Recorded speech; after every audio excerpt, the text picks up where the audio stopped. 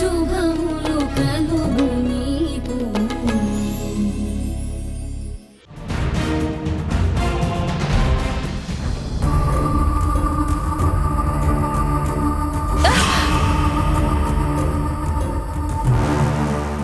ఏమైంది? అయ్యో చెప్పు తెగిపోయిందక్క. పర్లేదులే, ఇంకో జత ఉందిగా, వేసుకోవచ్చు. పద. సరే.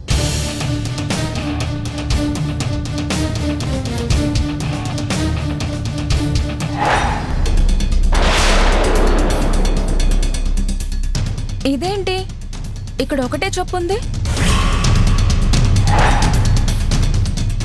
పక్కన ఎక్కడన్నా ఉందేమో చూడు.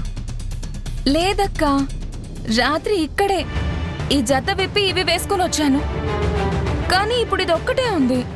ఏ కుక్కన్నా ఎత్తుకుపోయిందేమో. కుక్క? అందుకే చెప్పుల కోసం స్టాండ్ పెట్టుకునేది. స్టాండ్లో విప్పితే ఉండేవి, విడిగా విప్పితే ఇదిగో ఇలా కుక్కలు లాక్కెళ్ళిపోతాయి. సర్లే, వెళ్లే ముందు తెగిన చెప్పులే కుట్టించుకుని వెళ్దాం. సర్లే, ముందు ఇల్లంతా క్లీన్ చేసేద్దాం. పద. 2 రోజుల్లో పూజ, అందుకు కావలసిన ఏర్పాట్లు చూడాలి కదా. పద.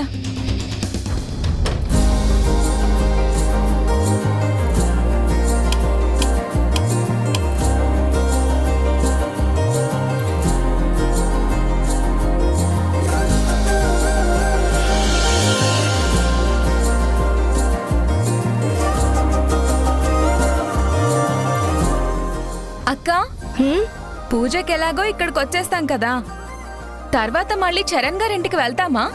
పూజ తర్వాత శుభకార్యం జరుగుతుందని అమ్మ చెప్పింది కదా.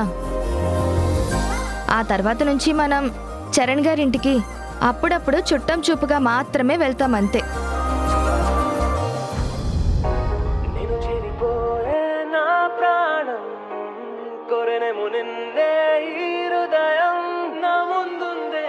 ఇదేంటి ఏదో సాంగ్ వినపడుతుంది? నీ ఫోన్ రింగ్ అవుతుందా?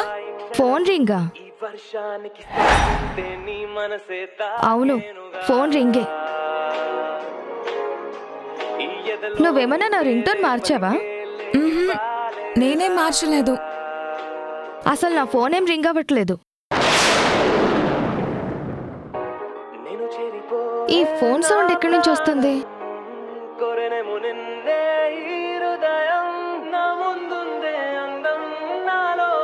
ఆ పక్క నుంచి వస్తున్నట్టుంది. ఈ వర్షానికి స్పర్శుంటే నీ మనసే తాకేనుగా, ఈ ఎదలో నీ పేరే పలికేలే ఇవ్వాలేలా, నేను చేరిపోయే నా ప్రాణం కోరెనేమో నిన్ను.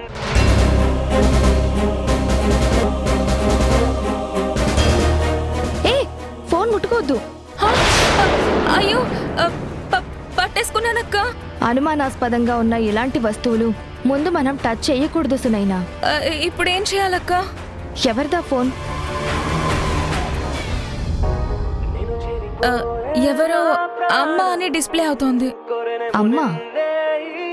ఏది ఒకసారి ఆన్సర్ చేసి స్పీకర్ ఆన్ చేయి. హలో. హలో, ఏమండి, ఫోన్ ఎవరిది? మా ఇంటి దగ్గర పడిపోయింది. మీ ఇంట్లోనా? అంటే ఎవరింట్లో అమ్మా? మీరెవరు? నా పేరు సునైనా అండి. మీరెవరు? సునైనా, నువ్వా? వాడి ఫోన్ అక్కడుందా? అంటే రాత్రి అక్కడికి వచ్చాడన్నమాట. వాడా? వాడంటే ఎవరు? నేను ప్రణయ్ వాళ్ళ అమ్మనమ్మా.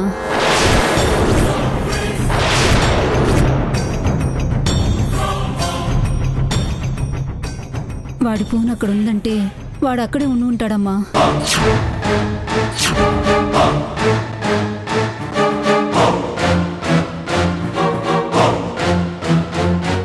ఏమండి, ప్రణయ్ ఇక్కడికి ఎందుకు వస్తాడు?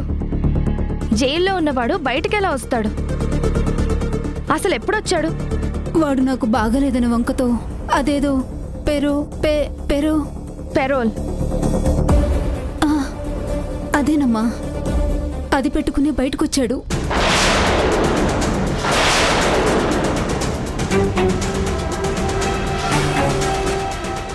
వాడింటికి రాగానే సునైనా గురించే మాట్లాడాడమ్మా.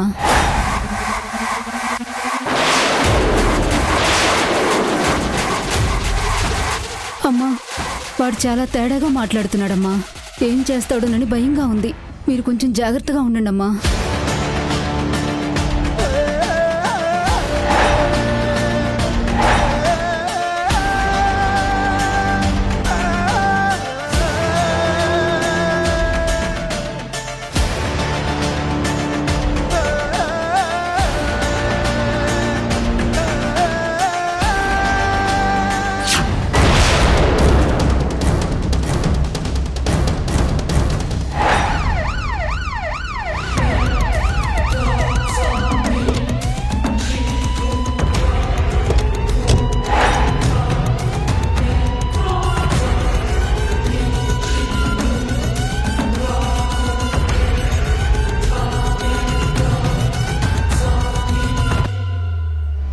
కానిస్టేబుల్. Yes sir. ఇతను పెరోల్ మీద బయటకు వచ్చిన ప్రణయ్ కదూ?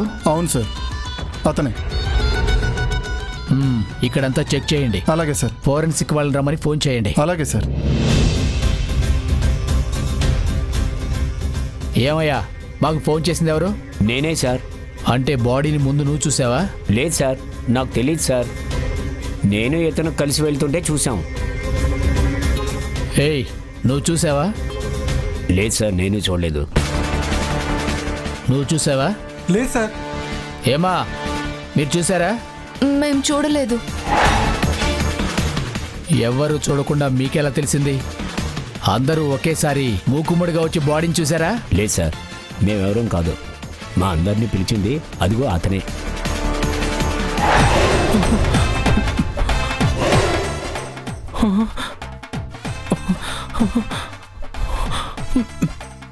ఏయ్, వణికించాలు, బయటికి రా. ఏ నిన్నే. వస్తున్నాను సార్.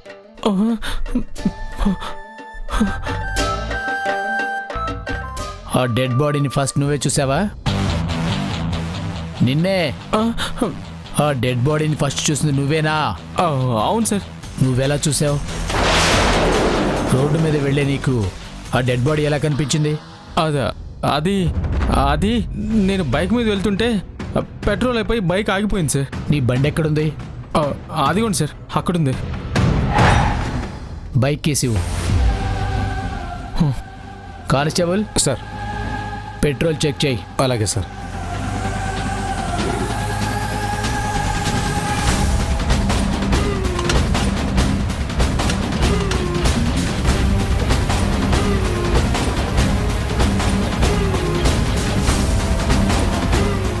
సార్, నిజంగానే బండ్లో పెట్రోల్ లేదు సార్.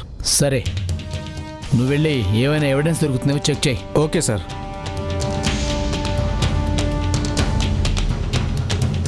ఆ తర్వాత ఏమైంది? ఆ తర్వాత నేను ఎవరైనా వస్తే లిఫ్ట్ అడుగుదామని వెయిట్ చేస్తూ అనుకోకుండా అటు చూశాను సార్. అక్కడ వాడు తాగేసి పడిపోయాడేమో అని దగ్గరికి వెళ్ళి తిప్పి చూస్తే వాడు ప్రణయ్ సార్. వాడు ప్రణయ్ అని నీకెలా తెలుసు? అప్పుడు వాడి కేసులో అరెస్ట్ అయిన సునైనా నాకు సిస్టర్ అవుతుంది సార్. పైగా వాళ్ళ కేసు గురించి టీవీలో చాలాసార్లు చెప్పారు సార్.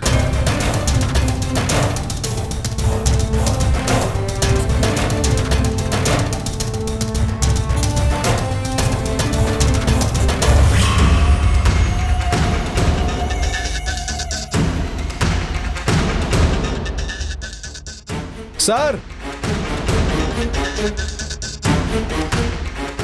ఓకే, వీడు జైలు నుంచి పెరోల్ మీద బయటకు వచ్చాడు. ఇంతలోనే వీడిని ఎవరు చంపేసి ఉంటారు? అయ్యో, నా వంక చూస్తారేంటి సార్? నేను కాదు, నాకంత అవసరం కూడా లేదు సార్. వాడికి నాకు ఏ గొడవ లేదు సార్. ఆ మాటకొస్తే వాడికి నాకు అసలు వాడికి నాకు పరిచయమే లేదు సార్. మరి ఎవరు చంపుంటారు? నాకెలా తెలుస్తుంది సార్? సార్ అక్కడ ఎవరిదో చెప్పు దొరికింది సార్.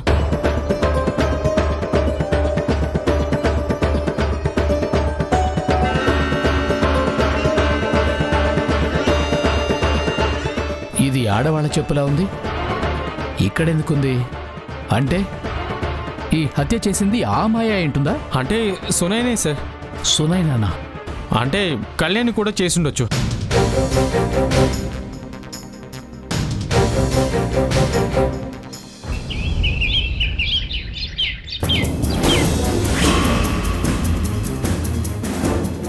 వాడింటికి రాగానే సునైనా గురించే మాట్లాడాడమ్మా. అమ్మా, వాడు చాలా తేడాగా మాట్లాడుతున్నాడమ్మా. ఏం చేస్తాడోనని భయంగా ఉంది.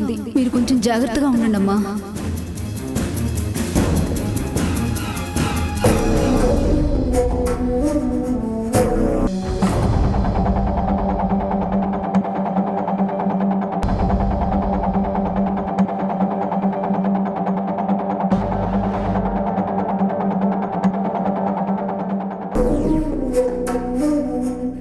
ఏమ్మా, ఏది? ఇదిగో అమ్మా.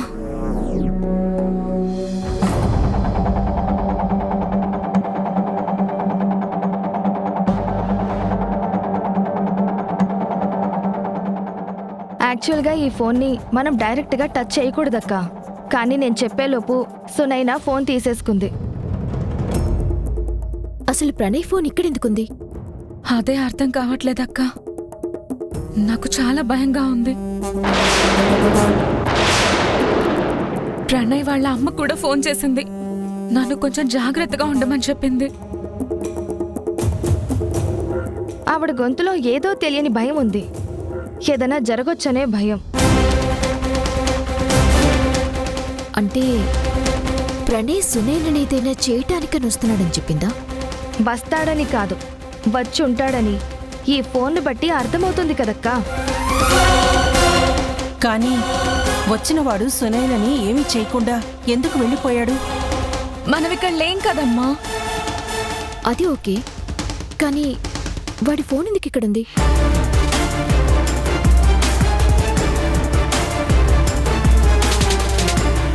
అదే అర్థం కావడం లేదు. వాడు ఏం చేద్దామని ఫోన్ ఇక్కడ వదిలేశాడు. మనం వెంటనే దీని గురించి పోలీస్ కంప్లైంట్ ఇవ్వాలి. పదండి.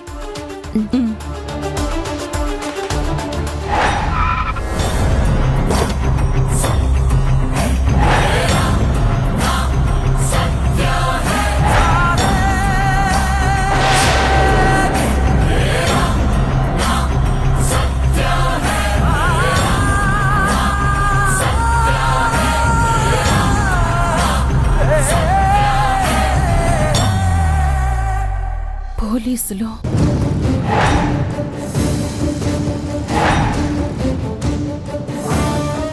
సార్, మీరేంటి ఇక్కడికి వచ్చారు?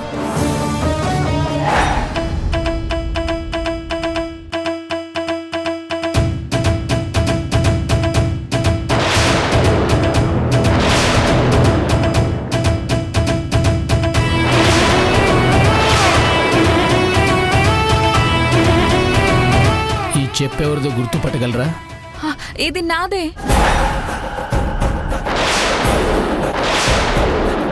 ఇంట్లో ఒక్క చొప్పే ఉంది, ఇంకొకటి కనిపించడం లేదు సార్. కుక్క ఏమన్నా ఎత్తుకుపోయిందేమో అనుకున్నాము. అసలు ఇది మీ చేతిలోకి ఎలా వచ్చింది? ఎక్కడ దొరికింది? ఇది సునైనదే అని మీకు తెలిసే వచ్చారా? అలా ఎలా తెలిసింది ఎస్ఐ గారు? హలో హలో హలో, కొంచెం ఆగమ్మా. ఇక్కడ ప్రశ్నలు వేయాల్సింది నేను. చెప్పమ్మా సునైనా, ఈ చెప్పు ఊరి బయట తుప్పలో దొరికింది.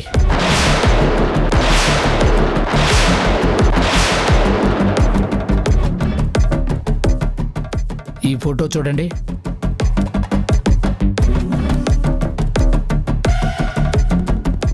ఈ చెప్పు ఆ తుప్పల్లోకి ఎలా చేరిందో చెప్పు.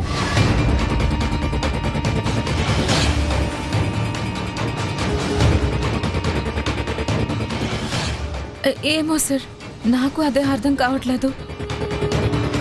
అంతేకాదు ఇన్స్పెక్టర్ గారు, మా ఇంటి ఆవరణలోనే ప్రణయ్ ఫోన్ కూడా దొరికింది.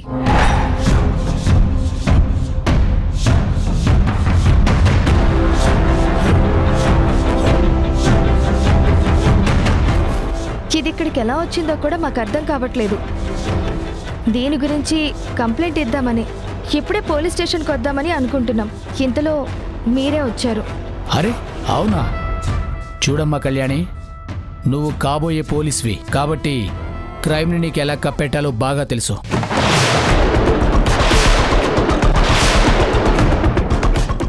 ఈ కేసు మీదే కదా నిన్ను పోలీస్ ట్రైనింగ్ నుంచి తప్పించారు. సార్, నేనే తప్పు చెయ్యలేదని కోర్టులో నిరూపించుకుంటాను. ఆ విషయం గురించి మీరు మాట్లాడకండి. అసలు మీరు క్రైమ్ని కప్పిపెట్టడం అనే మాట ఇప్పుడు ఎందుకు వాడారో నాకు అర్థం కావట్లేదు. అర్థమైందమ్మా.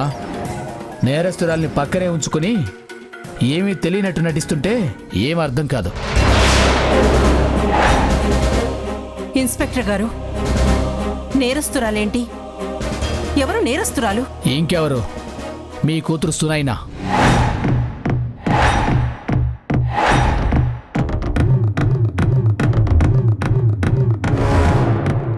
ప్రణయ్ మీద మర్డర్ అటెంప్ట్ కేస్ కోర్టులోనే ఉంది. ఆ కేసు నిరూపణ ఇంకా అవనే లేదు. నిరూపించుకోకుండా ఒక మనిషిని నేరస్తురాలు అనటం చాలా తప్పు సార్. నేనంటుంది పాత నేరం గురించి కాదు, కొత్త నేరం గురించి. కొత్త నేరమా? కొత్త నేరమా? కొత్త నేరమా? మర్డర్ అటెంప్ట్ గురించి కాదు, ఆల్రెడీ చేసిన మర్డర్ గురించి.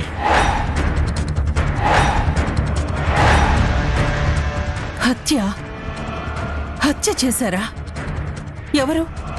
ఎవరు చేశారు హత్య? ఎవరిని చేశారు? ప్రణయ్ని.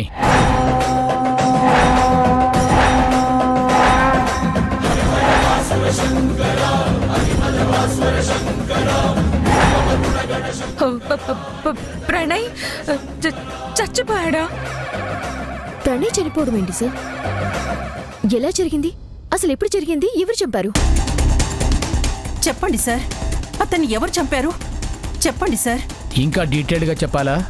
మాకు దొరికిన ప్రాథమిక సాక్ష్యాల ప్రకారం మీ మూడో కూతురు సునైనా ప్రణయ్ని హత్య చేస్తుందని నమ్ముతున్నాం. సునైనాని అరెస్ట్ చేస్తున్నాం.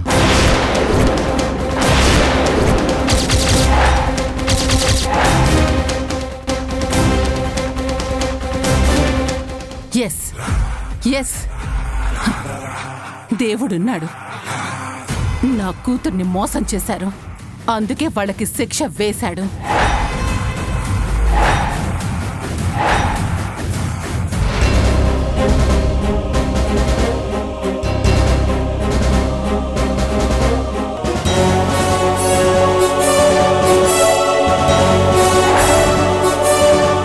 వాళ్ళది హత్యలు చేసే ఫ్యామిలీ అమ్మా. అప్పట్లో తాతయ్యని ఆ కృష్ణ తులసి వాళ్ళ తమ్ముడు హత్య చేశాడు. ఇప్పుడు ఆ వారసత్వాన్ని కంటిన్యూ చేస్తూ ఆ సునైనా హత్య చేసింది, అందుకే అరెస్ట్ అయింది. సునైనా హత్య చేసిందని అరెస్ట్ మాత్రమే చేశారు, ఇంకా నేరం ప్రూవ్ అవ్వలేదు. అది ఖచ్చితంగా సునైనా చేసిందని మనం ప్రూవ్ చేయాలి. అప్పుడే తనకి శిక్ష పడుతుంది. ఆ రోజు మనం నిజంగా సంతోషపడాల్సిన రోజు అవుతుంది.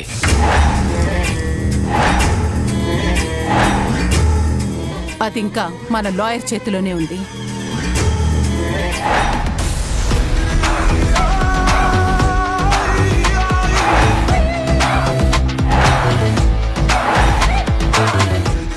ఏంటి లాయర్ గారు, సునైనాకి శిక్ష పడుతుందా? ఖచ్చితంగా పడుతుందండి. ఆల్రెడీ మీరు ఓ కేసు పెట్టించారు, అది హత్యా ప్రయత్నం. ఇప్పుడు పోలీసులు ఏకంగా హత్య చేసిందనే అరెస్ట్ చేశారు. ఇంకా శిక్ష పడకుండా ఎలా తప్పించుకుంటుంది? కేసులు పెట్టినంత మాత్రాన శిక్షలు పడాలని రూలేం లేదు కదా లాయర్ గారు. ఎంతమంది నేరం చేసిన వాళ్ళు చెయ్యలేదని ప్రూవ్ చేసుకొని శిక్ష తప్పించుకోవట్లేదు? ఎంతమంది ఆర్థిక నేరస్తుల గురించి పేపర్లలో, న్యూస్ ఛానల్లో చూడట్లేదు? వాళ్ళందరికీ శిక్షలెందుకు పడట్లేదు? ఎందుకంటే ఏదో ఒక లొసుగును అడ్డు పెట్టుకుని తప్పించుకుంటున్నారు కాబట్టి. ఇక్కడ సునైనా అలా తప్పించుకోకూడదని నేనింత స్ట్రాంగ్గా చెప్తున్నాను.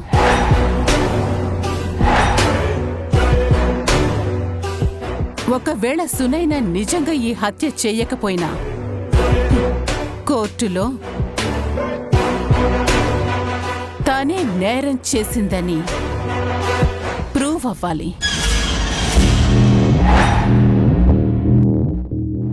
కానీ మేడం, నిజంగా తను హత్య చేయకపోతే అది మనకి కొంచెం ఇబ్బందికరమైన విషయం అవుతుంది. ఆ ఇబ్బందిని దాటడానికి మీకెంత అవసరమవుతుంది? 1 కోట, 2 కోట్ల?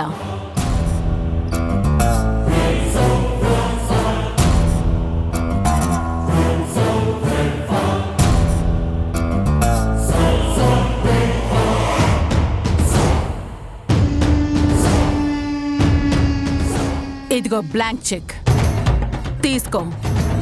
నీకెంత కావాలో అంత రాసుకో. వచ్చిన ఈ అవకాశాన్ని మాత్రం వదలద్దు. నేను కృష్ణ తులసి నాశనం నా కళ్ళ చూడాలి అంటే ఆ సునైనా కానీ కళ్యాణి కానీ జైలుకి వెళ్ళాలి.